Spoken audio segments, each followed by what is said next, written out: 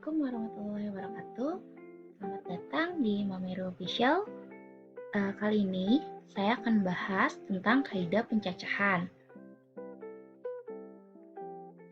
Kompetensi dasarnya itu adalah 3.25 dan 4.25. Pemahamannya menganalisis kaidah pencacahan, permutasi, dan kombinasi pada masalah kontekstual, dan keterampilannya menyajikan penyelesaian masalah kontekstual berkaitan dengan kaidah pencacahan, permutasi, dan kombinasi. Yang saya akan bahas kali ini indikatornya hanya pada kaidah pencacahan menggunakan aturan perkalian, pengisian tempat, dan konsep faktorial. Kaidah pencacahan merupakan suatu cara atau aturan untuk menghitung semua kemungkinan yang dapat terjadi dalam suatu percobaan. Nah, di sini caranya ada aturan perkalian, permutasi, dan kombinasi. Yang saya bahas saat ini hanya aturan perkalian ya. Aturan perkalian, jika suatu kejadian terjadi dalam M cara dan kejadian kedua terjadi dalam 2N cara, maka pasangan kejadian dapat terjadi adalah M kali N cara. Kasus yang pertama di sini, setiap minggu sebuah surat kabar mempublikasikan daftar 15 buku fiksi terbaik dan 10 buku non-fiksi terbaik. Ada berapa cara yang berbeda dalam memilih satu buku fiksi dan non-fiksi dari daftar. Nah, jadi di sini ada dua kejadian ya. Ada buku fiksi dan buku non-fiksi. Buku fiksinya 15, non-fiksinya 10. Sehingga dengan aturan perkalian, didapat M kali N cara, maka 15 dikali 10, yaitu 150 cara. Ya, kita lanjut. Kasus yang kedua, Alika akan pergi ke rumah nenek.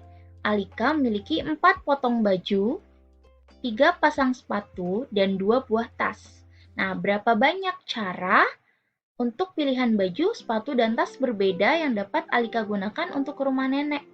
Kita bisa menggunakan diagram panah atau diagram pohon. Nah, di sini dibuat B itu baju, S itu sepatu, T itu tas.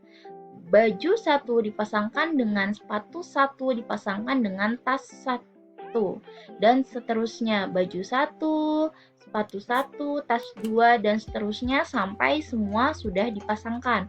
Nah, hasilnya kita bisa hitung di sini 1, 2, 3, 4, 5, 6, 7, 8, 9, 10, 11, 12, 13, 14, 15, 16, 17, 18, 19, 20, 21, 22, 23, 24. Nah, jadi banyaknya pilihan baju, sepatu, dan tas berbeda yang dapat digunakan Alika untuk pergi ke rumah nenek adalah, nah kita bisa pakai cara langsung tadi. Jadi ada 3 kejadian di sini, yaitu baju, sepatu, dan tas. Tinggal kita kalikan, jadi nggak perlu dibuat seperti ini sebenarnya. Lebih mudah. Jadi tinggal kita kali 4, kali 3, kali 2, yaitu 24. Hasilnya bisa kita lihat di diagram tadi. Selanjutnya, aturan pengisian tempat atau filling slot. Jadi, jika tempat pertama dapat diisi dengan N1 cara yang berbeda, tempat kedua N2 cara yang berbeda, dan seterusnya, maka banyaknya cara untuk mengisi ke tempat yang tersedia adalah N1 kali N2 kali titik-titik sampai dengan NK, kejadian yang terakhir. Nah, contohnya di sini ada kasus yang ketiga, seorang polisi ingin membuat plat nomor kendaraan yang terdiri dari 4 angka. Jadi ada 4 angka nih.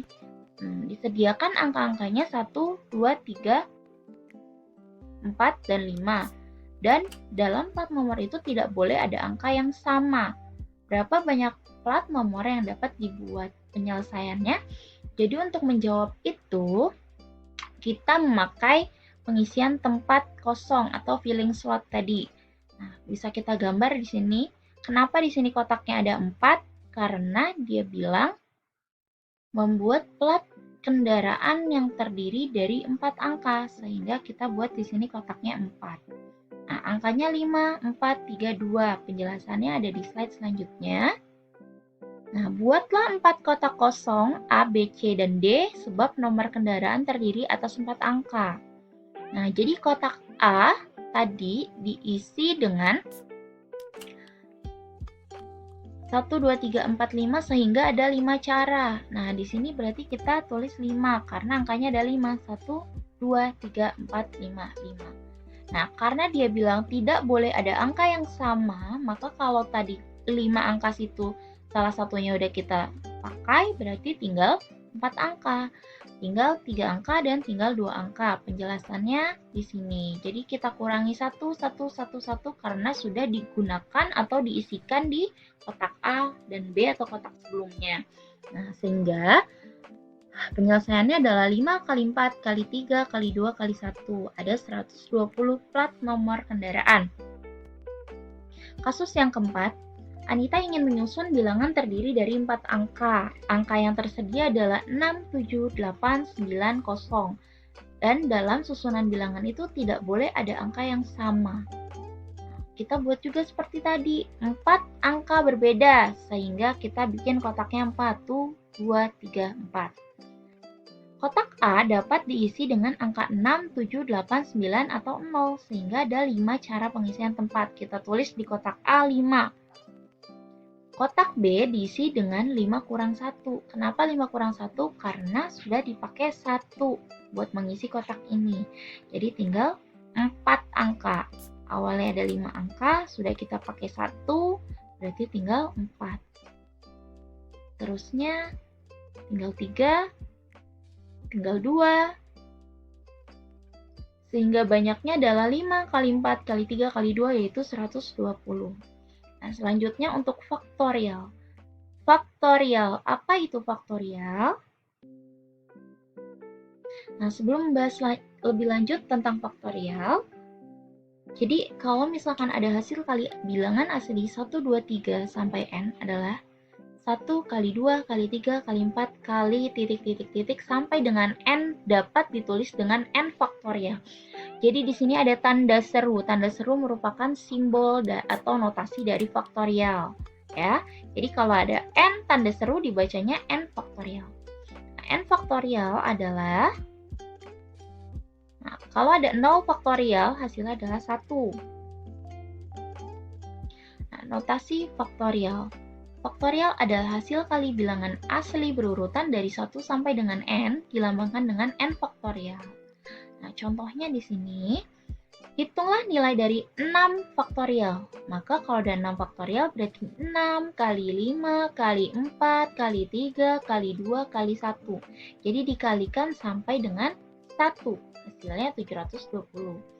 Yang kedua, 7 faktorial dibagi 4 faktorial. Nah, 7-nya juga bisa dijabarkan, 4-nya kita jabarkan, bisa kita coret di sini 4 kali 3 kali 2 kali 1-nya dibagi 4 kali 3 kali 2 kali 1 yang di bawah.